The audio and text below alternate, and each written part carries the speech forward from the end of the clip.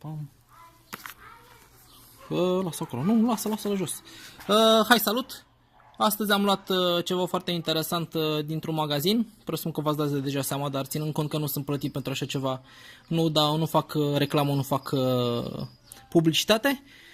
Așadar, o să vă prezint un mini proiector cu acumulator și USB, după cum și scrie pe el, care este foarte interesant. Practic, eu îl folosesc de ceva vreme și chiar mi-a plăcut foarte mult.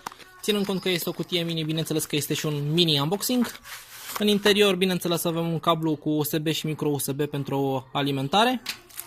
De asemenea, obișnuitele manuale de utilizare și certificat de calitate și garanție. Dar aici avem toată distracția de proiector. El, după cum observați, are două faze. Aici, de asemenea, avem butoanele cu care le activăm. Avem un buton de power și intensitatea luminii, nu știu cât de bine se vede, dar o să încerc să găsesc o poziție.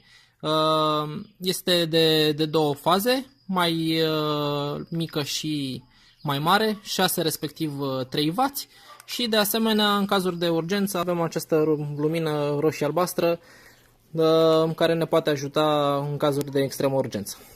De asemenea aici găsim USB-ul de alimentare, da? Deci putem să folosim bateria proiectorului în sine, îl putem folosi ca și baterie externă, acumulator pentru telefoanele mobile și de asemenea jack-ul de alimentare. Pe spate avem acest mâner, care de asemenea este prevăzut cu doi magneți și bineînțeles ea se poate lipi de părțile metalice, de mașină și așa mai departe, în așa fel încât să o putem folosi. Spor la utilizat. Ping, ping.